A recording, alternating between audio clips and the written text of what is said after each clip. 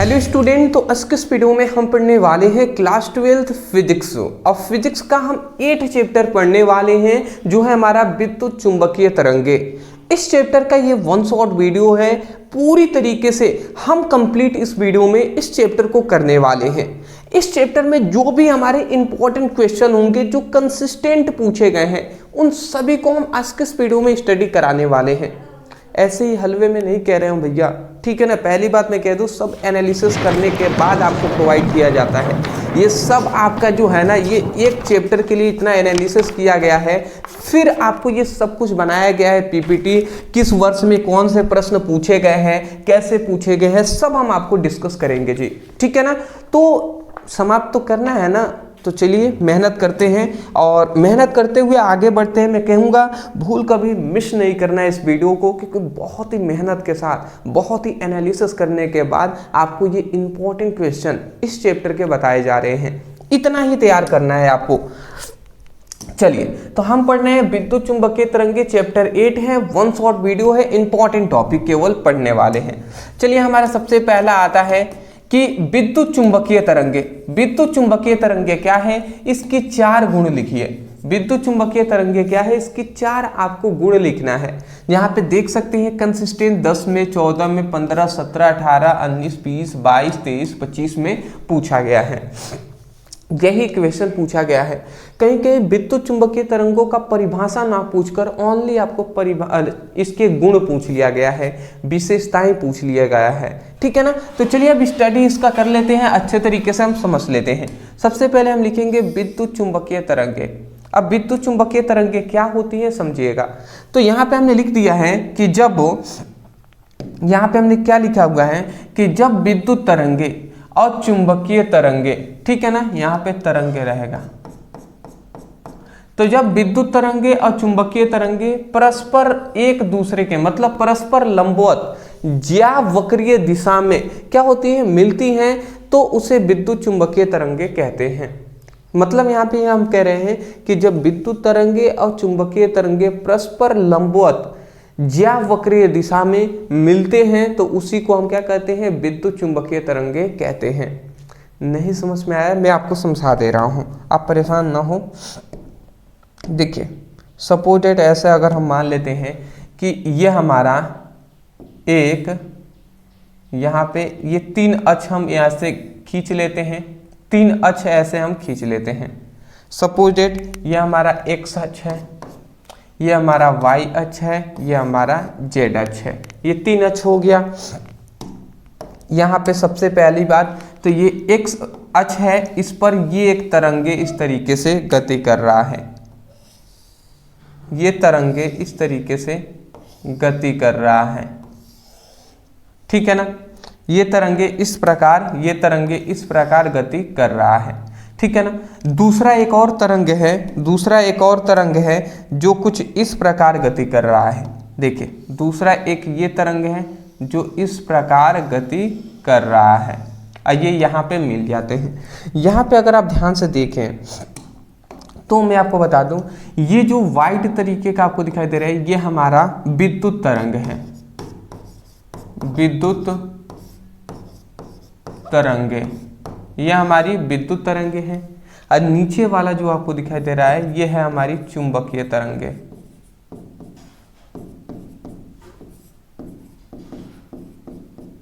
ये चुंबकीय तरंगे हैं। तो हम यही कह रहे हैं कि जब विद्युत तरंगे और चुंबकीय तरंगे परस्पर एक दूसरे के लंबवत, ये परस्पर क्या है, परस्पर एक दूसरे के लंबवत हैं जी, ठीक है ना। ये परस्पर एक दूसरे के, ये दोनों परस्पर एक दूसरे के क्या है, एक दूसरे के क्या है, लंबवत हैं। ये परस्पर एक दूसरे के क्या है, लंबवत हैं, इस तरीके से। ये परस्पर एक दूसरे के क्या है, इस तरीके से लंबवत हैं, ठीक है ना। ये परस्पर एक दूसरे के क्या है, ये परस्पर एक दूसरे के क्या है, लंबवत हैं। तो हम यही कह रहे हैं कि जब विद्युत तरंगे और चुंबकीय तरंगे परस्पर एक दूसरे के लंबवत ज्यावक्रीय दिशा में, क्या हमने कहा यहाँ पे, ज्यावक्रीय दिशा में, यही आपको लाइन याद रखना है, ज्यावक्रीय दिशा, ज्यावक्रीय दिशा में मिलते हैं तो उसी को हम विद्युत चुंबकीय तरंगे कहते हैं। मतलब क्या हम कह सकते हैं कि जब विद्युत तरंगे और चुंबकीय तरंगे परस्पर एक दूसरे के लंबवत ज्यावक्रीय दिशा में मिलते हैं, अध्यारोपित होते हैं, उसी को हम विद्युत चुंबकीय तरंगे कहते हैं। मिलने को ही हम अध्यारोपित होना कहते हैं। तो यहाँ पे मिल रहे हैं ना, यहाँ पे ही मिल रहे हैं, अब मिलना ही क्या कहलाता है, विद्युत चुंबकीय तरंगे कहलाता है। मिलने के जगह पर हम अध्यारोपित होना भी कह सकते हैं। तो अब आपको याद हो गया होगा, विद्युत तरंगे और चुंबकीय तरंगे परस्पर एक दूसरे के लंबवत ज्यावक्रीय दिशा में मिलते हैं तो उसे विद्युत चुंबकीय तरंगे कहते हैं। ठीक है, अगला आता है विद्युत चुंबकीय तरंगों के गुण। अब इसके कौन कौन से गुण होते हैं ये आप समझ लीजिए। तो इसके निम्नलिखित गुण होते हैं। कितना? इसके निम्नलिखित गुण होते हैं, जिसमें से सबसे पहला इसका गुण है कि यह तरंगे परस्पर एक दूसरे के लंबवत होती हैं। मतलब विद्युत चुंबकीय तरंगे दिख रहे हैं, एक दूसरे के लंबवत है ना, बिल्कुल है जी। तो यही बात कहा गया। दूसरी बात यहाँ पे ये कहा गया कि विद्युत चुंबकीय तरंगे के संचरण के लिए किसी माध्यम की आवश्यकता नहीं होती है। इसका मतलब आप समझे, विद्युत चुंबकीय तरंगे हैं, ये जो विद्युत चुंबकीय तरंगे हैं, इसकी संचरण के लिए, इसकी गति के लिए किसी भी माध्यम की आवश्यकता नहीं होती है। जैसे कि हमारी ध्वनि है, अगर हम बोल रहे हैं तो ध्वनि तरंगे निकल रही हैं, तो ध्वनि तरंगों के लिए माध्यम की आवश्यकता होती है। जैसे कि वायु है, तभी जाकर हमारी आवाज़ एक जगह से दूसरी जगह पर पहुंच रही है। ठीक है ना, अगर हम अंतरिक्ष में जाकर बोले तो हमारी आवाज़ एक जगह से दूसरी जगह नहीं पहुंच पाएगी। तो यही बात है, ध्वनि तरंगों के लिए माध्यम की आवश्यकता है, परंतु विद्युत चुंबकीय तरंगों के लिए माध्यम की आवश्यकता नहीं है। क्योंकि हम यहाँ से फ़ोन लगाए ना तो अंतरिक्ष में भी लग जाएगा, अगर सैटेलाइट सब कुछ सही है तो। ठीक है ना, तो इसका मतलब अंतरिक्ष में वायु तो नहीं है, बट वहाँ पे फिर भी हमारा जो लग तो जा रहा है ना। तो यही बात है जी कि किसी भी माध्यम की आवश्यकता नहीं होती है, ये हर जगह गति कर सकता है। अगला यहाँ पे ये कह रहा है कि यह तरंगे अनुप्रस्थ तरंगे होती हैं। मतलब विद्युत चुंबकीय तरंगे अनुप्रस्थ तरंगे होती हैं। अगला यहाँ पे 4th नंबर पॉइंट है कि विद्युत चुंबकीय तरंगों को ध्रुवित किया जा सकता है। ध्रुवित मतलब अलग किया जा सकता है। जाहिर सी बात है, अलग करने का मतलब है कि विद्युत चुंबकीय तरंगे यहाँ पे बन रही हैं। हाँ, हम जानते हैं जो विद्युत चुंबकीय तरंगे हैं, विद्युत चुंबकीय तरंगे, ये विद्युत तरंगे और चुंबकीय तरंगों से मिलकर बनी है।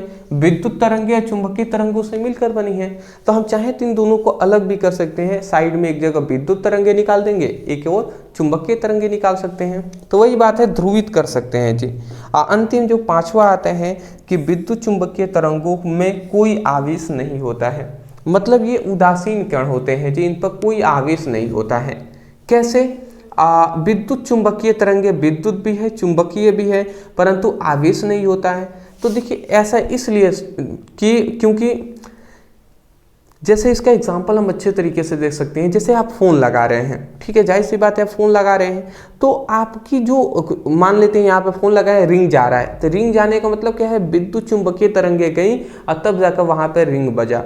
तो अगर विद्युत चुंबकीय तरंगों होंगी, मतलब वो आवेशित होती, तो उन जो जहाँ पर गया फ़ोन, वहाँ पर उन सभी को झटका लगता। अब जाहिर सी बात है, मान लेते हैं यहाँ पे मेरा फ़ोन है, अब मेरे पास फ़ोन अगर है और कोई फ़ोन लगा रहा है, तो इसका मतलब यहाँ पे चारों ओर चुंबकीय क्षेत्र है ना, और चारों ओर चुंबकीय क्षेत्र है तभी तो फ़ोन लग जाएगा यहाँ पे तुरंत ही। तो इसका मतलब चारों ओर चुंबकीय क्षेत्र है, अगर वो आवेशित होता तो मुझे तो झटका का अनुभव होता, शॉक लगता कि नहीं लगता, सभी को लगता है जी, बट ऐसा नहीं होता है। ठीक है ना, इसीलिए लगभग ऐसा माना जाता है कि विद्युत चुंबकीय तरंगों में कोई आवेश नहीं होता है, कोई भी चार्ज नहीं होता है। अगर होता तो हम सभी को हानि होता और झटका लगता, ठीक है, शॉक का अनुभव होता, बट ऐसा नहीं होता है। कंसिस्टेंट ये क्वेश्चन पूछे गए हैं, सबसे पहले इसको आप तैयार कर लीजिएगा, स्क्रीनशॉट ले लीजिए। हाँ जी, अच्छी बात है। चलिए नेक्स्ट, अब हम दूसरे अपने क्वेश्चन की ओर बढ़ते हैं, और दूसरा हमारा क्वेश्चन है यहाँ पे, ठीक है ना। अब देख लेते हैं जी दूसरा हमारा क्वेश्चन क्या है। दूसरा हमारा यहाँ पे क्वेश्चन है जो है कि परावैंगनी किरणों के किन्हीं दो उपयोगों को लिखिए। देख सकते हैं 2017 में, 19 में, 22 में पूछे गए हैं कि परावैंगनी किरण, ये जो परावैंगनी किरण है इनकी दो आपको क्या लिखना है, परावैंगनी किरणों के दो आपको क्या लिखना है, उपयोग लिखना है। तो इंपॉर्टेंट है जी। तो यहाँ पे हम देख लीजिए लिखे हुए हैं। सबसे पहली बात, परावैंगनी किरणों का उपयोग अदृश्य लिखाई में किया जाता है। मतलब कहीं पेज एक है उस पर लिख देंगे ना तो दिखाई नहीं देगा, ठीक है ना, तो टॉर्च मारेंगे ऐसे ऐसे तब जाकर वो दिखाई देता है। मतलब अपनी आंखों से अगर नॉर्मल हम देखें, ठीक है, तो वो नहीं दिखाई देगा। तो अदृश्य लिखाई में परावैंगनी किरणों का प्रयोग किया जाता है। नकली दस्तावेज बनाने में भी इसका प्रयोग किया जाता है।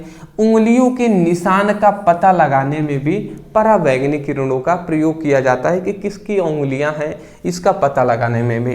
दूसरा हम ये कह सकते हैं इसका उपयोग है कि खाने की वस्तुओं को संरक्षण करने में, मतलब सुरक्षित रखने में भी इसका उपयोग किया जाता है। समझ गए ना। चलिए अगला हमारा आता है तीसरा जो है हमारा इंपॉर्टेंट क्वेश्चन। यहाँ पे देख सकते हैं एक्स किरणों के किन्हीं दो प्रमुख गुण और उपयोग लिखिए। 19 में या 23 में पूछा गया है। अब एक्स किरणों को क्या गुण है इसको हम जान लेते हैं। तो यहाँ पे हमने लिख दिया है यहाँ पे हमने क्या लिख दिया है, एक्स किरणों के दो प्रमुख गुण। कौन कौन से गुण हैं, निम्नलिखित गुण हैं। तो सबसे पहले हमने लिख दिया है कि एक्स किरणें विद्युत चुंबकीय तरंगे होती हैं, ये एक गुण है। एक्स किरणें अदृश्य होती हैं, ये भी इसका गुण ही है कि एक्स किरणें अदृश्य होती हैं। और भी बहुत सारे हैं, जब एक्स किरणें आप पढ़ेंगे तो उसमें हमने बताया हुआ है। उपयोग में आप देख लीजिए, सबसे पहली बात हीरे की जांच परख करने में भी, और दूसरा रेडियोग्राफी में भी किया जाता है, चिकित्सा में भी किया जाता है। हड्डियों कहाँ पर टूटी हुई हैं उसकी जांच करने में भी इसका प्रयोग किया जाता है। बहुत सारे हैं जी, मेडिकल में किया जाता है, वही बात आप लिख सकते हैं। तो ये सब आप लिख सकते हैं, हीरे की जाँच में और रेडियोग्राफी में किया जाता है। इसका भी स्क्रीनशॉट ले लीजिए। हाँ जी, इम्पॉर्टेंट है। चलिए इतनी बात समझ के चलिए अगला हमारा आता है जो है हमारा चौथा इंपॉर्टेंट क्वेश्चन, जो है मैक्सवेल के विद्युत चुंबकीय तरंग सिद्धांत को लिखिए। आप देख सकते हैं 14, 15, 16, 17, 18, 19, 20, 21, 22, 23, 25, मतलब कंसिस्टेंट जी, कंसिस्टेंट से पूछा गया है। आप सोच सकते हैं ये लगातार पूछा जा रहा है।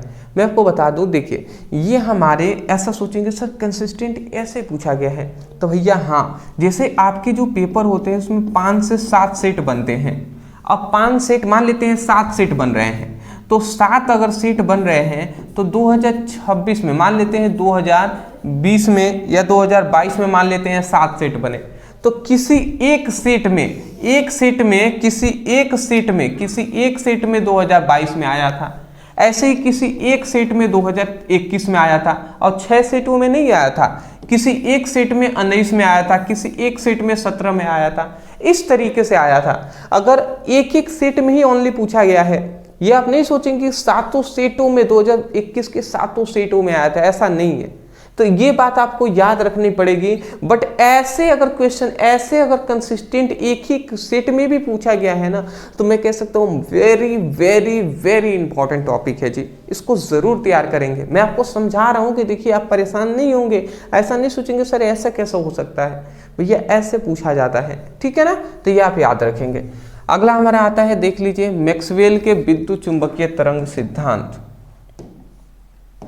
तो यहाँ पे हमने लिख दिया है सबसे पहले मैक्सवेल के विद्युत चुंबकीय तरंग सिद्धांत क्या होता है, तो इसको भी हम समझ सकते हैं। देखिए एक नामक वैज्ञानिक थे जिनका नाम था मैक्सवेल।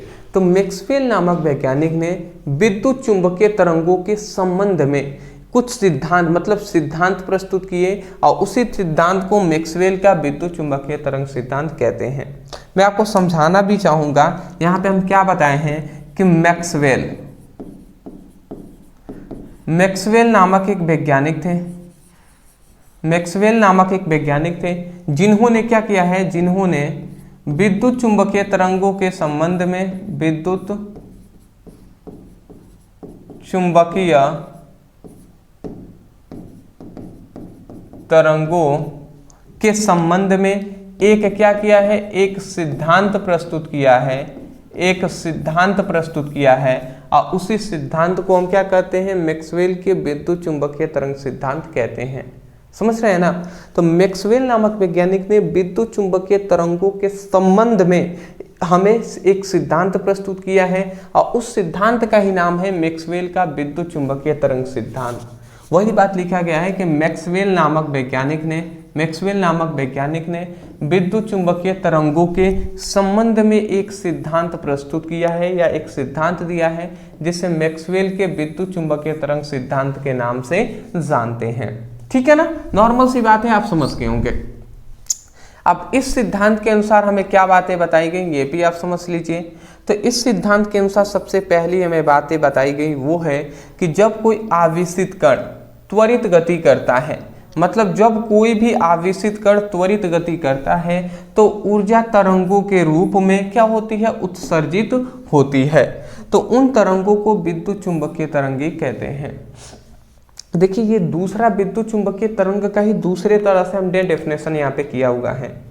ऐसा नहीं है कि ये डेफिनेशन सही नहीं है, 100% सही है। और इससे पहले भी जो हमने डेफिनेशन दिया है कि जब विद्युत तरंगे और चुंबकीय तरंगे परस्पर एक दूसरे के लंबवत ज्यावक्रीय दिशा में मिलती हैं तो उसे विद्युत चुंबकीय तरंगे कहते हैं, वो भी हमारा इंपॉर्टेंट है जी, वो भी वही परिभाषा है।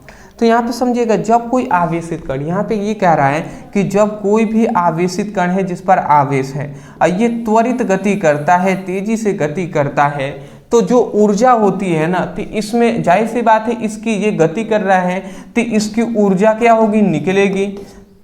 तो क्या होगा, ऊर्जा जो क्या होती है, ऊर्जा जो निकलती है वो तरंगों के रूप में निकलती है, वो तरंगों के रूप में निकलती है। किस रूप में, तरंगों के रूप में निकलती है और उन तरंगों को ही हम विद्युत चुंबकीय तरंगे कहते हैं।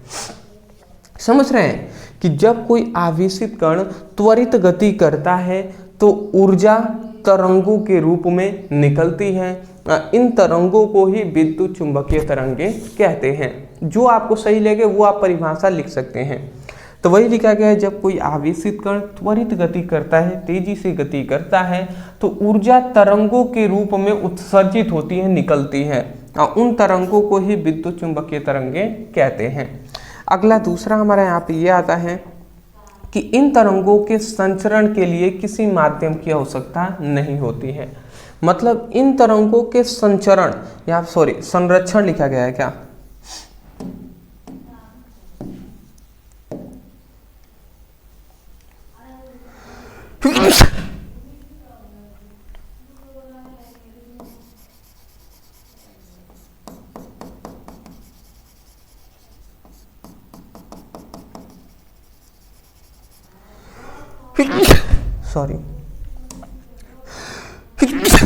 सॉरी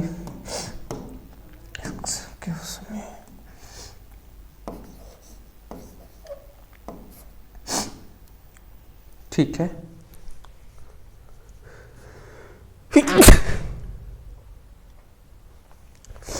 चलिए माफी चाहूंगा मैं, ठीक है। चलिए यहाँ पे ये कह रहा है कि इन तरंगों के संचरण के लिए किसी माध्यम की आवश्यकता नहीं होती। इसका मतलब आपने समझा, इसका मतलब ये है कि जो विद्युत चुंबकीय तरंगे हैं ना, इसके संचरण के लिए किसी माध्यम की आवश्यकता नहीं होती है, ये हर जगह गति कर सकता है। जैसे अंतरिक्ष में भी अगर हम चाहें तो गति करा सकते हैं। ध्वनि तरंगों के लिए वायु माध्यम होना आवश्यक है, यदि वायु ना हो तो अगर हम बोल रहे हैं तो दूसरी जगह आवाज़ें हमारी नहीं जा पाएंगी।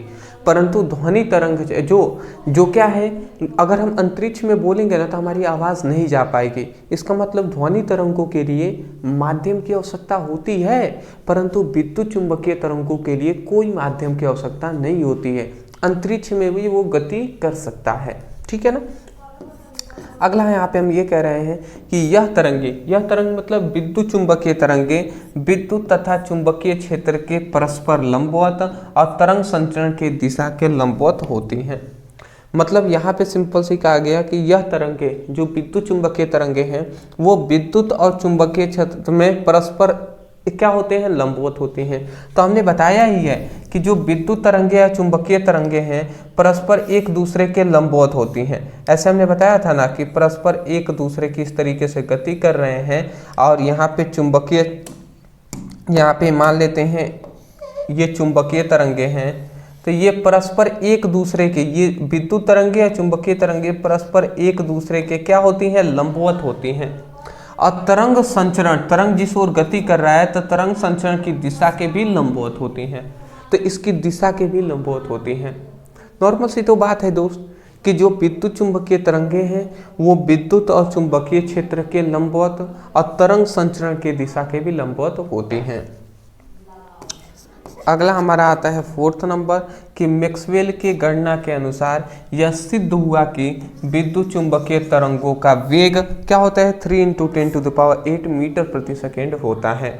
मतलब मैक्सवेल की गणना के अनुसार ये सिद्ध हो गया, ये प्रूफ कर दिया गया कि जो विद्युत चुंबकीय तरंगों का जो वेग होता है वो प्रकाश के वेग के ही बराबर होता है, क्योंकि प्रकाश का वेग भी तो इतना होता है ना, 3 × 10⁸ मीटर प्रति सेकेंड, इतना ही होता है। तो विद्युत चुंबकीय तरंगों की जो वेग है वो प्रकाश के वेग के बराबर होता है, ये सिद्ध हो गया। ठीक है, तो यहाँ पे लिख भी सकते हैं कि विद्युत चुंबकीय तरंगों का वेग, यहाँ पे लिख सकते हैं कि विद्युत चुंबकीय तरंगों का वेग जो होता है वो क्या होता है, प्रकाश के वेग के बराबर होता है, प्रकाश के वेग के क्या होता है, बराबर होता है। ये बातें यहाँ पे प्रूफ हो चुका है। ठीक है ना, ये आप याद रखेंगे। अगला हमारा आता है 5th नंबर कि इसके निष्कर्ष पर मैक्सवेल ने बताया कि प्रकाश विद्युत चुंबकीय तरंगों के रूप में गति करता है। मतलब इसके निष्कर्ष पर, गति जब इतनी स्पीड इसका वेग है तो इससे इसके निष्कर्ष पर मैक्सवेल ने यह भी बता दिया कि प्रकाश जो है ना वो विद्युत चुंबकीय तरंगों के रूप में गति करता है।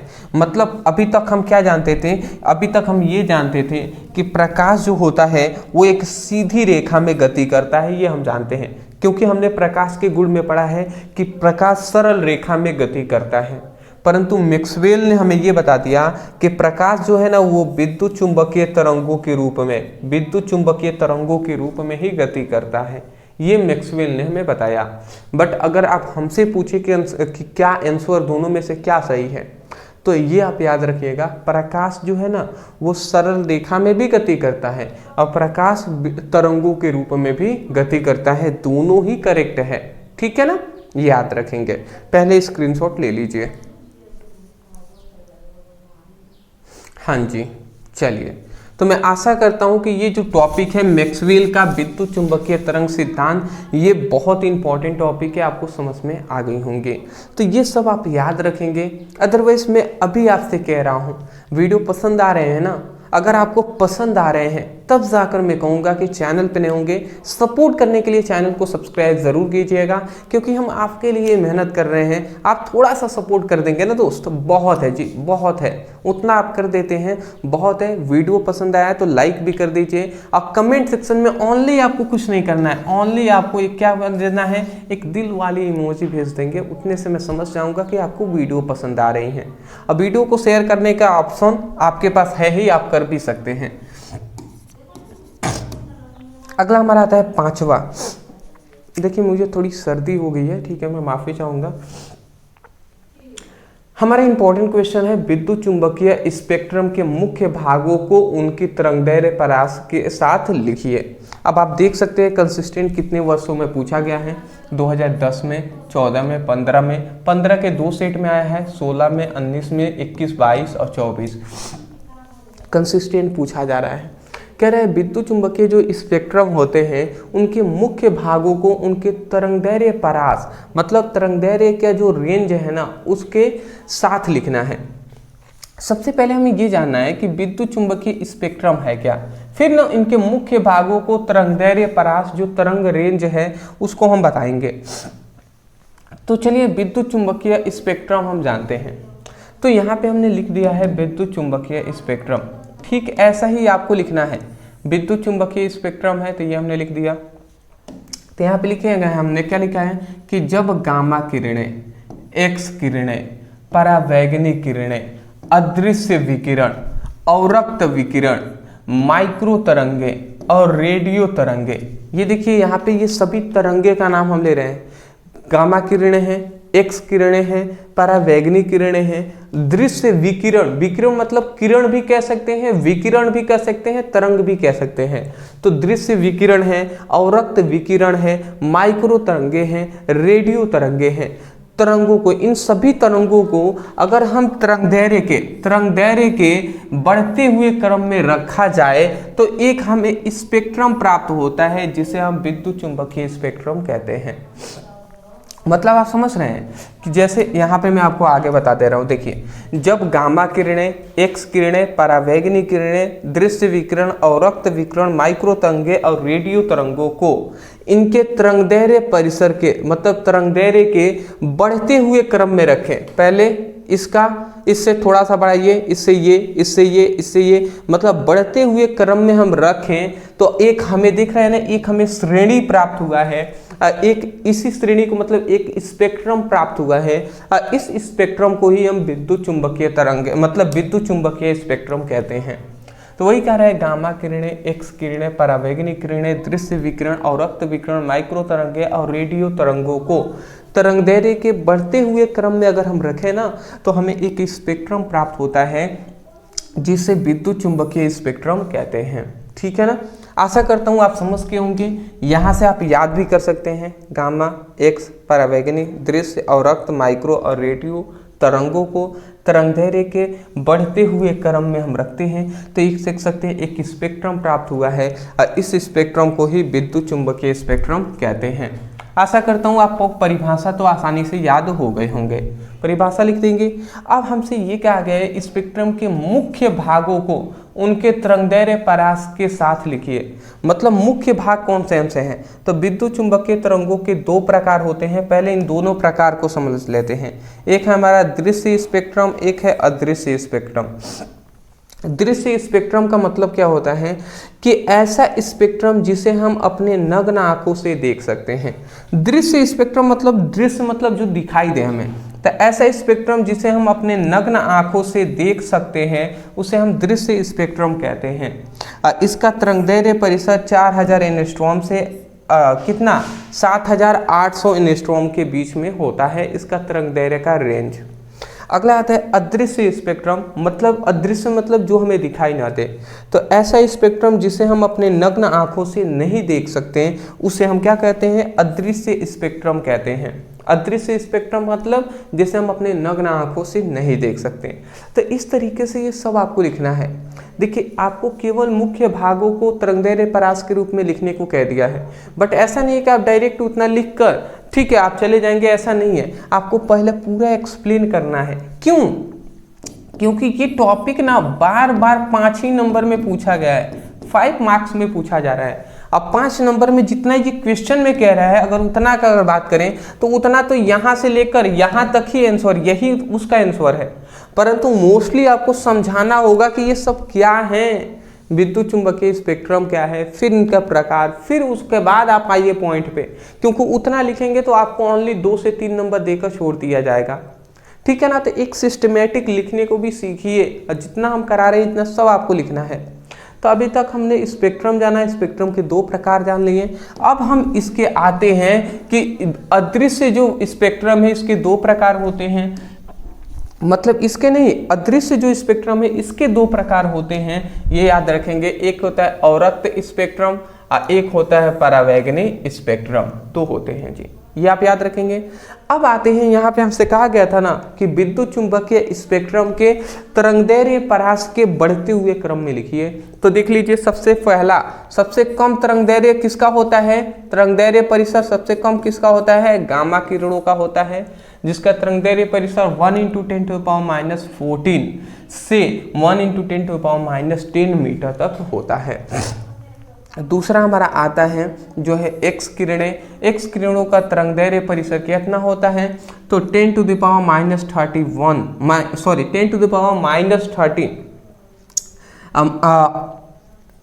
-13 से लेकर 3 × 10⁻8 मीटर तक होता है। अगला हमारा आता है चौथा जो है परावैगनी किरणें। इसका तरंगदैर्घ्य परिसर इनसे अधिक होगा, कितना? 6 × 10⁻10 मीटर से 4 × 10⁻7 मीटर तक होता है। अगला आता है हमारा दृश्य विकिरण जिसका तरंगदैर्घ्य परास कितना होता है 4 इंटू 10⁻⁷ से 7.8 इंटू 10⁻⁷ मीटर तक होता है। ठीक है ना। अगला आता है अवरक्त विकिरण का कितना तरंगदैर्घ्य परिसर होता है, तो 7 इंटू 10⁻⁷ कितना होता है 7 इंटू 10⁻⁷ से लेकर 5 इंटू 10⁻³ मीटर तक होता है।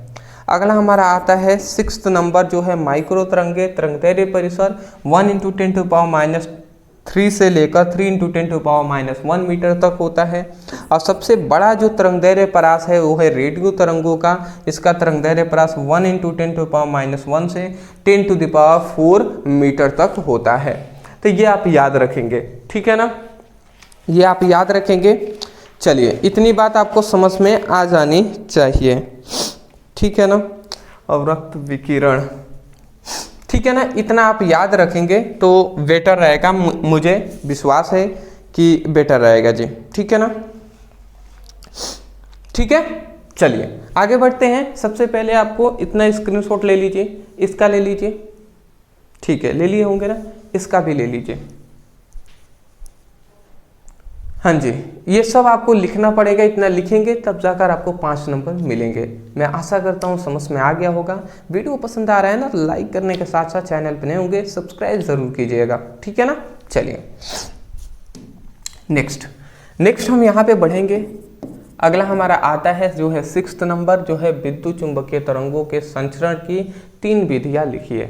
इससे पहले इन सभी को मैं बताने से पहले अभी तक इस वीडियो में बने हुए हैं उनके लिए मैं आवश्यक रूप से बता दूं। देखिए हमने आपके लिए क्लास 12th स्टूडेंटों के लिए पूरी तरीके से हमने फिजिक्स की फुल नोट्स आपको बना दिया है सिंपल लैंग्वेज में, ठीक है ना। सिंपल लैंग्वेज में हमने फिजिक्स की फुल नोट्स बनाया है। क्या बनाया है, फुल PDF नोट्स जो आपको व्हाट्सएप पर सेंड किए जाएंगे। तो ये फुल PDF नोट्स ओनली आपको कितने में, ओनली आपको 99 रुपये में आपको मिल रहा है। तो अगर आप क्लास 12th फिजिक्स की फुल नोट्स लेने में इंटरेस्टेड हैं, अगर आप लेना चाहते हैं तो ओनली 99 रुपये में आपको मिल जाएंगे। अगर आप फिजिक्स के साथ साथ अगर आप केमिस्ट्री का भी फुल नोट्स लेना चाहते हैं, इसको लेकर आप बोर्ड एग्जाम में अच्छा नंबर स्कोर करना चाहते हैं, फुल नोट्स लेना चाहते हैं, तो इसको मैं आपको बता दूं ओनली 199 में फिजिक्स और केमिस्ट्री दोनों के फुल नोट्स मिल जाएंगे। देखिए नोट्स लेने से बेनिफिट ये है, किताब लेने से लाख गुना अच्छा है कि आप नोट्स ले लें, जिससे कि आपको सिंपल लैंग्वेज में आपको मिल जाएंगे, आपको नोट्स फुल नोट्स मिलेंगे, जिससे आप अपने अच्छे तरीके से पढ़ाई भी कर सकते हैं, ठीक है ना। तो इस नोट्स को लेने के लिए व्हाट्सएप नंबर नीचे दिखाई दे रहा है, इस नंबर पर मैसेज कर लीजिएगा। कहिएगा स्पष्ट रूप से कि सर हमें फिजिक्स केमिस्ट्री की फुल नोट्स चाहिए, इतना लिखकर मैसेज कर दीजिएगा। आपको PDF नोट्स है व्हाट्सएप पर सेंड कर दिए जाएंगे, स्कैनर दिया जाएगा, चुपचाप आप पेमेंट कर दीजिएगा स्कैनर पे और वहाँ पे बता दीजिएगा पेमेंट हो चुका है, आराम से आपको सेंड कर दिए जाएंगे, ठीक है ना। चलिए इतना सुनने के लिए बहुत बहुत शुक्रिया आपको। और समय तो वैसे मैं फालतू का कहीं व्यस्त नहीं करता हूँ, इसलिए मैं पढ़ाता हूँ ना तो कोई जोक वोक या कुछ भी ऐसा, मतलब मेरा वो सब में उतना इंटरेस्ट नहीं है। मैं बहुत सीरियस पर्सन की तरह मैं आपको पढ़ाने का प्रयास करता हूँ। तो मैं भी ये भी चाहूँगा कि आप भी सीरियस की तरह पढ़ाई कीजिए, सीरियस होकर, ठीक है। एंजॉय करते रहिए दोस्त, 1 घंटे यहाँ पे दे रहे हैं, उसके बाद तो आप एंजॉय ही ना करेंगे जी। एंजॉय कीजिए, क्या करिए उससे मतलब नहीं है, बट यहाँ पे जब आप पढ़ाई कर रहे हैं पूरी जोश और जुनून के साथ आप पढ़ाई कीजिए। पढ़ाई करना अनिवार्य है दोस्त। पढ़ाई आप नहीं समझ रहे हैं, पढ़ाई क्या है, पढ़ाई मोस्ट इम्पॉर्टेंट है। और मोस्ट इम्पॉर्टेंट क्या कह सकते हैं, नीड है जी, नीड, ज़रूरत है हमें। अगर पढ़ाई नहीं होगी, अगर हमारी भविष्य अच्छा नहीं होगा, आप सभी का भविष्य अच्छा नहीं होगा, तो कुछ भी बहुत सारी ऐसी चीज़ें हैं जो नहीं हो पाएंगे, जिसको आपकी ज़रूरत है। जैसे आप भी चाहते हैं आपके माता पिता आगे बढ़ें, आपके माता पिता आपसे खुश रहें, आपके माता पिता आपके परिवार की सभी जो भी हम कह सकते हैं उनकी ख्वाहिशें हैं वो आप पूरी कर सकें, आप अपनी ख्वाहिशें पूरी कर सकें, ठीक है, आप इंजॉयमेंट कर सकें, पैसों की कोई टेंशन ना हो, ये सब अगर चाहते हैं तो एक अच्छे तरीके से पढ़ाई करने के साथ साथ ये भी आपको सोचने की आवश्यकता है कि हमें आगे क्या करना है जिससे कि हमें कुछ इनकम जनरेट हो सके, कैसे हमें आगे बढ़ना है। ये सब आपको स्ट्रेटेजी अभी से अपनानी चाहिए और सोचने पर फोकस करना चाहिए। पढ़ाई कीजिए, कोई दिक्कत वाली बात नहीं है, बट फोकस यहाँ पर भी होनी चाहिए कि कैसे हम कामयाब बने, कैसे हम पढ़ लिख कर एक अच्छे व्यक्ति बने और हम कैसे पैसे कुछ कमा सके। बिना पैसे का कोई मूल्य नहीं है जी, ठीक है ना। अगला आता है विद्युत चुंबकीय तरंगों के संचरण की 3 विधियां बताइए। 15, 17, 19 में पूछा गया है विद्युत चुंबकीय तरंगे किस संचरण की मतलब गति करने की 3 विधियां बताना है। सबसे पहले आता है भू तरंग द्वारा संचरण, मतलब भूमि के तरंगों के द्वारा संचरण होता है, आकाश तरंगों के द्वारा संचरण होता है, अंतरिक्ष तरंगों के द्वारा संचरण होता है। समझ के होंगे, मतलब पृथ्वी के अंदर से भी होता है, आकाश में ऊपर से भी होता है, और अंतरिक्ष जो होता है जहाँ पे अंतरिक्ष है ना वहाँ पे भी क्या होता है, तरंग संचरण होता है। अगला हमारा आता है माइक्रोवेव, मतलब माइक्रो तरंगों के तरंगदैर्घ्य परिसर एवं उनको उत्पन्न करने का स्रोत लिखिए। अब माइक्रो तरंगों का तरंगदैर्घ्य कितना होता है, तो माइक्रोवेव का तरंगदैर्घ्य परिसर 1 मीटर से 1 मिलीमीटर होता है, 1 मीटर से 1 मिलीमीटर होता है। और इसका मैग्नेटान नामक निर्वात नली में दौलित्र धारा प्रवाहित करके उत्पन्न किया जाता है।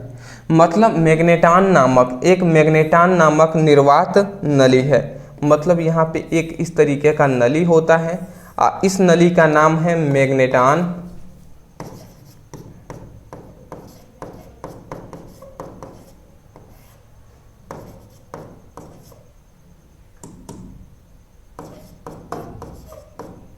ठीक है ना। देखिए ये एक नली हमें दिखाई दे रहा है जिसका नाम है मैग्नेटान नली। अब इस मैग्नेटान नली में हम क्या करते हैं, इस मैग्नेटान नली से ही हमें क्या प्राप्त होता है, इस मैग्नेटान नली से ही हमें क्या प्राप्त होता है, माइक्रोवेव हमें प्राप्त होता है, मतलब माइक्रो तरंगें उत्पन्न होती हैं। तो माइक्रो तरंगों का तरंगदैर्घ्य परिसर 1 मीटर से 1 मिलीमीटर होता है। और इसका उत्पन्न कैसे होता है, जब मैग्नेटान नली में नामक नली में निर्वात क्या करते हैं, निर्वात नलिका में दौलित्र धारा प्रवाहित करते हैं। इस मैग्नेटान नलिका में हम दौलित्र धारा प्रवाहित करते हैं, तो इससे क्या होता है, माइक्रो तरंगें उत्पन्न होती हैं। तो ये आप लिख देंगे, ठीक है ना। सिंपल है जी, क्या आपको इतना मतलब छोटी छोटी बातों पर को समझाना है। अगला हमारा 8 नंबर क्वेश्चन आता है विद्युत चुंबकीय तरंगों का स्रोत क्या है। ये आप याद रखेंगे, विद्युत चुंबकीय तरंगों का स्रोत है विद्युत आवेश। एक बहुत ही हैरान कर देने वाली यहाँ पे बात आती है कि विद्युत चुंबकीय तरंगों जो होती है वो विद्युत आवेश के कारण ही उत्पन्न होती है, परंतु उसमें कोई आवेश नहीं होता है। मतलब ऐसी बात है कि मतलब ऐसा है ना कि आवेश से ही उत्पन्न होता है बट उसमें आवेश नहीं होता है, ठीक है। ये बात है, जैसे आपके पिताजी हैं, आपके पिताजी से आप पैदा हुए हैं, चलिए मतलब माता पिता से पैदा हुए हैं, ठीक है ना। तो मतलब माता पिता से तो आप पैदा हुए हैं, बट ऐसा हम देखते हैं कि जनरली माता पिता का गुण लड़के या संतान में या लड़कियों में होता है। जनरली बात है, इतनी बात आप जानते होंगे, ज़्यादातर होता है। तो ऐसा कहना है ना कि मतलब पैदा तो हुए बट उनका गुण एक भी नहीं मैच कर रहा है। वैसे ही आवेश के कारण विद्युत चुंबकीय तरंगें उत्पन्न हुई है, परंतु इस विद्युत चुंबकीय तरंगों में आवेश नहीं पाया जाता है, उदासीन होते हैं जी, ये कहा जा रहा है। मतलब यहाँ पे यही हमसे केवल पूछा गया है विद्युत चुंबकीय तरंगों का स्रोत क्या है, कैसे उत्पन्न हुआ है, तो आवेश से उत्पन्न हुआ है। विद्युत चुंबकीय स्पेक्ट्रम की सबसे बड़ी और सबसे छोटी तरंगदैर्घ्यों का नाम बताइए। तो सबसे बड़ी है रेडियो तरंगें, सबसे छोटी है गामा किरणें। आप देख सकते हैं यहाँ पे मैं आपको दिखा भी दे रहा हूँ। देखिए विद्युत चुंबकीय तरंगों की सबसे छोटी और सबसे बड़ी जो तरंगदैर्घ्य का नाम, सबसे छोटी गामा किरणें, सबसे बड़ी रेडियो तरंगें होती हैं। तो यही बात हमने लिख दिया है,